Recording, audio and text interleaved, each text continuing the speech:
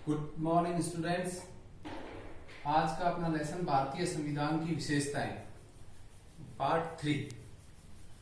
कल तक अपने 10 इसके विशेषताएं पर चर्चा कर ली थी।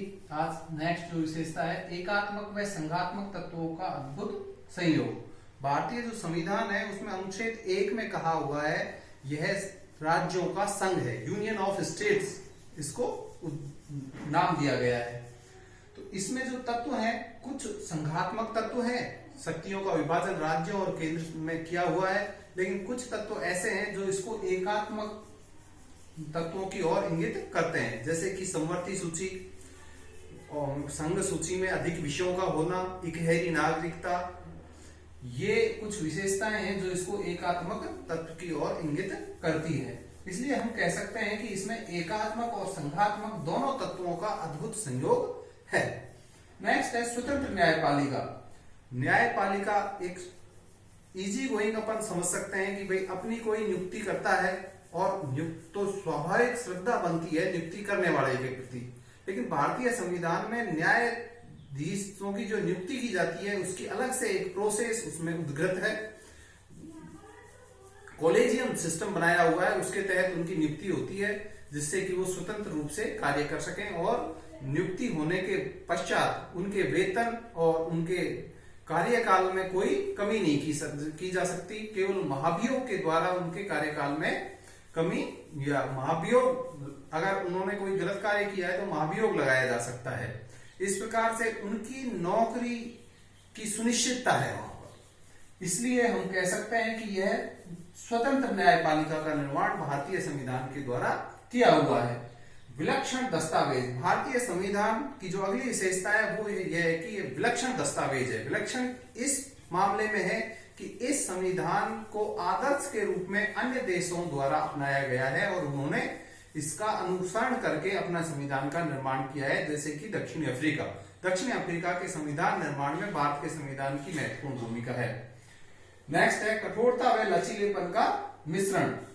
संविधान में जो संशोधन होते हैं, परिवर्तन होते हैं, यह एक जीवन संविधान है, परिवर्तन होते रहते हैं। तो परिवर्तन की जो प्रोसेस है वो अनुच्छेद 368 में स्पष्ट रूप से उल्लेखित है, जिसमें 2 विधियों का उल्लेख किया हुआ है। एक विधि है जिसका उल्लेख नहीं है, यानी कुल 3 प्रकार से संविधान में संशोधन किए जा सकते हैं। प्रथम साधारण बहुमत से, जिसका उल्लेख 368 में नहीं है, जैसे किसी राज्य के पुनर्गठन करना है, राज्य के नाम में बदलाव करना है, तो उस प्रक्रिया से वह अपनाया जाता है। और अनुच्छेद 368 में जो 2 प्रक्रियाएं दी हुई है, पहली है कि संसद का पूर्ण बहुमत और कुल सदस्यों का 2/3 बहुमत, यह प्रथम प्रक्रिया है। और द्वितीय प्रक्रिया में संसद का पूर्ण बहुमत और सदस्यों का 2/3 बहुमत, इसके अतिरिक्त आधे राज्यों की सहमति। इस प्रकार से जैसे राष्ट्रपति का निर्वाचन है, राज्य और केंद्र में जो शक्तियों का विभाजन है उस विभाजन को भी इसमें लिया गया है। इस प्रकार से हम कह सकते हैं, और व्हीयर महोदय ने कहा भी है कि भारतीय संविधान अधिक कठोर तथा अधिक लचीले के मध्य अच्छा संतुलन करता है। मतलब दोनों ही चीजें हैं इसमें। कुछ संशोधन बड़ी कठोरता से होते हैं, यानी बड़ी कठिनाई से होते हैं, और कुछ बहुत ही साधारण तरीके से हो जाते हैं। ये भारतीय संविधान की एक अलग विशेषता है कि इसमें दोनों चीजों को शामिल किया हुआ है। नेक्स्ट है न्यायिक पुनरावलोकन में संसदीय संप्रभुता का समन्वय। जो न्यायपालिका है उसको पुनरावलोकन का अधिकार दिया हुआ है। पुनरावलोकन से तात्पर्य है कि कार्यपालिका के द्वारा बनाए हुए जो कानून है, जो नियम है, अगर वह संविधान के इतर है, संविधान की निश्चित प्रक्रिया के द्वारा नहीं बनाए हुए हैं, तो न्यायपालिका उन्हें निरसित कर सकती है, उन्हें निरस्त कर सकती है।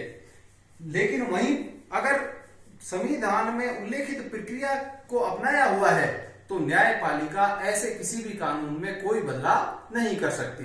यानी दोनों चीजों को इसमें एक अच्छे ढंग से समन्वय किया हुआ है। यह भी भारतीय संविधान की एक अलग विशेषता है जो विश्व के अन्य संविधानों से इसको अलग करती है। विश्व शांति का समर्थक। नीति निर्देशक तत्व के अनुच्छेद 51 में स्पष्ट रूप से उल्लेख किया हुआ है कि एक राज्य का अपने भारत देश का यह कर्तव्य होगा कि वो विश्व में शांति बनाने के लिए प्रयास करता रहे। तो यह भी एक इसकी एक विशेषता है कि पूरे विश्व में शांति के लिए यह प्रयास करता है।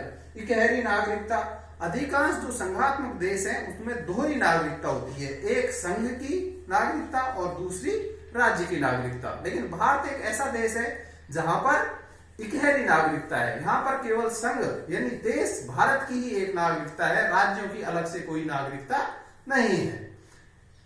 नेक्स्ट, आपातकालीन उपबंध। भारतीय संविधान में आपातकालीन उपबंध अनुच्छेद 352, अनुच्छेद 356 और अनुच्छेद 360 में दिए हुए हैं। 352 में अगर कोई विद्रोह हो जाता है या युद्ध हो जाता है या सशस्त्र विद्रोह हो जाता है तो अपन अनुच्छेद 352 के तहत भारत में या भारत के किसी हिस्से में आपातकाल लगा सकते हैं। और अनुच्छेद 356 में अगर राज्य में संवैधानिक तंत्र विफल हो जाता है तो उस राज्य में आप राष्ट्रपति शासन लगाया जा सकता है, जो अनुच्छेद 356 के तहत लगाया जा सकता है। ऐसे ही अनुच्छेद 360 में वित्तीय आपातकाल का उल्लेख किया हुआ है और यह भारत में आज तक काम में नहीं लिया गया है। इस प्रकार से आपातकालीन उपबंध दिए हुए हैं जहां संघात्मक व्यवस्था एकात्मक व्यवस्था में कन्वर्ट हो जाती है, उसके जो सारी शक्तियां राष्ट्रपति में आ जाती हैं और प्रधानमंत्री उनको प्रयोग करते हुए उस पर शासन चलाता है। नेक्स्ट है लोक कल्याणकारी राज्य की स्थापना का आदर्श। जो भारतीय संविधान है उस संविधान के नीति निर्देशक तत्वों में यह उल्लेख किया हुआ है कि नागरिकों को अच्छा खाना दिया जाए, उनको आवास की सुविधा दी जाए, रहने के लिए उनको सुविधा हो, खाने के लिए समय पर भोजन मिले, उनको रोजगार दिया जाए, महिलाओं और पुरुषों को समानता दी जाए। ये ऐसे तत्व उसमें शामिल किए हुए हैं जो उसको लोक कल्याणकारी राज्य बनाने की ओर अग्रसर करते हैं। इसलिए भारतीय संविधान की यह विशेषता है कि उस संविधान में ही यह उल्लेखित है कि वो लोक कल्याण के लिए अग्रसर हो। नेक्स्ट और अंतिम है अल्पसंख्यक एवं पिछड़े वर्गों के कल्याण की विशेष व्यवस्था। भारतीय संविधान में अल्पसंख्यकों के लिए अनुच्छेद 21 में धर्म की स्वतंत्रता, शिक्षा व संस्कृति, अनुच्छेद 28 में मौलिक अधिकारों के रूप में अल्पसंख्यकों को कुछ अलग से विशेष अधिकार दिए हुए हैं।